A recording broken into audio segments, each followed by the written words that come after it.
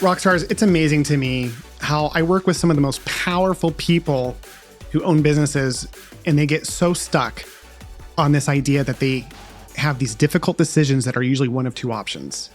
We act, all of us, as if we have this limited number of opportunities in life, and we forget that as creators, we have endless potential. We can create opportunity out of nothing. And so I find as people start to get stuck in these ruts, that they don't understand how to make decisions, especially hard ones. Like there's no criteria for them to define success, or they don't know how to create guardrails in making their decision. And as a result, they get super stuck in one or two options and forget that they have endless opportunity. So in today's episode, we're going to talk about how to make difficult decisions.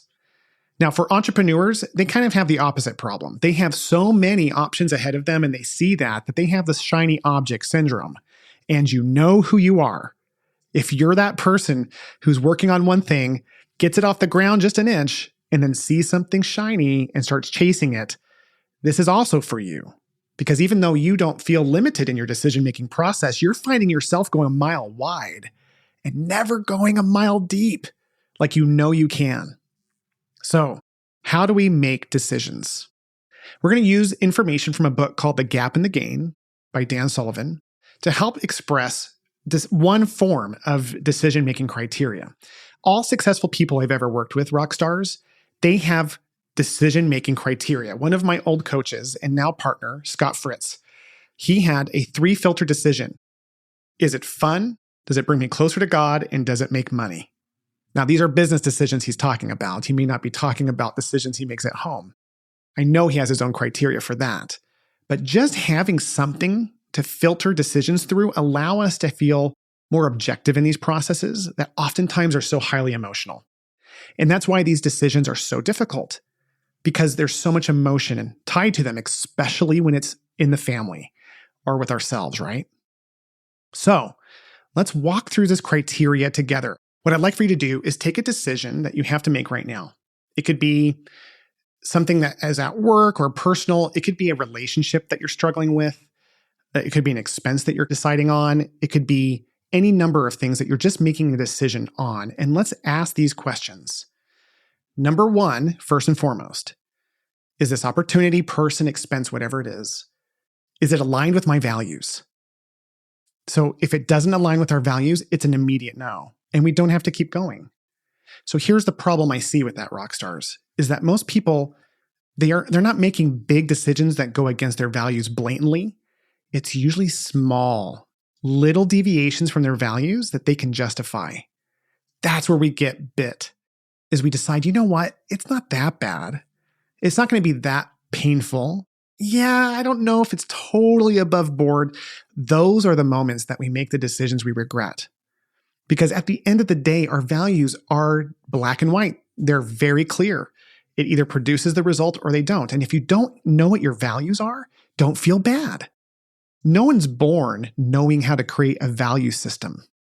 We have them, but we don't necessarily define them. Like I've said in previous episodes, purpose, vision, and values, they exist like gravity. But if we don't know about it and know how to use it, oftentimes we feel lost.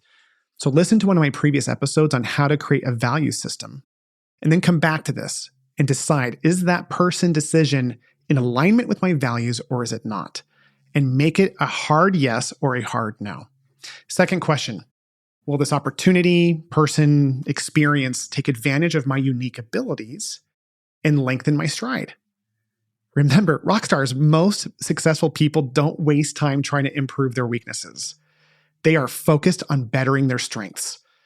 They don't want to waste time making everything average. They'd rather be super powerful in a very specific way. So is that relationship or decision going to strengthen that? Or is it going to weaken it? And if it's a no, then probably it's a no. Number 3, how will this opportunity benefit mankind? Is there a greater purpose? I think one of the things that we get in the mistake of deciding is what can benefit us now versus what's going to benefit us in the long run. There's a famous study that you've probably heard of where experimenters took children and they sat them down, they put a marshmallow in front of them and said, You can have that marshmallow right now, but if you wait 2 minutes, we'll give you 2 marshmallows. And it was a very high number of children who just ate the marshmallow as soon as that researcher left, right? But researchers stayed with those kids after the experiment and found a very direct correlation to the children who could wait for 2 marshmallows to be way more successful in life in every capacity. So when we think about the greater purpose, 1 marshmallow now or multiple marshmallows for lots of people later, it gives us the ability of knowing if this is just a simple decision that is more short-term or if it's going to be more impactful for everyone in the long run. A very easy question to ask is, does it make sense financially? I don't have to go into this one even further other than to say, you know as well as I do, just like our values, when we make decisions against this one, it's never or usually isn't blatant. It's usually just a little bit over budget. Rockstars, please remember, financial freedom is an essential tool of leaders that allow them to help other people. So let's not make the mistake of that 1 marshmallow now, even if we can't afford it. That's going to limit us later. Number 5, is this transactional or transformational? Oh, I love this one. Transactional decisions do not have a bigger impact. Transformational decisions are gateway opportunities to a whole new world for us. That's the difference between making a sale or one relationship that opens the door to a whole new industry of sales in the business sense. Number 6, if I say yes to this, what do I have to say no to? We forget, rock stars, that our energy is limited. We have only so much time in the day. So if we're going to do something and agree to it, then we're going to say no to something else. Now, here's what I've learned in terms of balance when it comes to decision making. Early on in something new, it's always yes until no. However, I always remember too that the most successful people, after they start getting traction, get in the habit of saying no way more than they say yes. So early on, it's yes until no. But once we start getting things defined or created, that could be a relationship, it could be a business, we have to start saying no so that we can go a mile deep in the impact that we want to make versus a mile wide. So if this thing that you've been thinking about isn't clear yet, I'd like to share a story to wrap up today's short episode. The story goes back to Australia in the 1970s. Australia had a row team that was literally the laughingstock of the world. They bombed at every Olympics. They were the worst. It was so bad that they were shamed at most of these events. And then somewhere in the 1990s, they found this coach who decided to simplify everything that they were doing down to one question. And the question was, does it make the boat go faster? So as they were making decisions as individuals or a team, did it make the boat go faster was brought up. If someone was going to go party that night or go to bed early, well, which of those 2 things would make the boat go faster? If they were investing in a certain training, would it make the boat go faster? Everything became hyper-focused, just like sunlight, with all of its power being dispersed across the universe versus being magnified through a glass to burn and catch fire. Their results started to catch. They ended up winning multiple gold medals, became leading in the world of row. And that came because of their decision-making process. So my question to you, rock stars, no matter what you're deciding today or down the future, is what makes your boat go faster? And what is that? What is your boat? What relationship is that? Is that a relationship with God? Is that a marriage, children? Is that a result that you're striving to achieve? A change in the world that you're hoping to create? Once you define what that one thing is, everything else will become easy. Everything else will become simple. It still is hard to say no. Just like it's hard to see more than 2 options when we're making decisions. But in the end, it's the effort that we put into this that matters.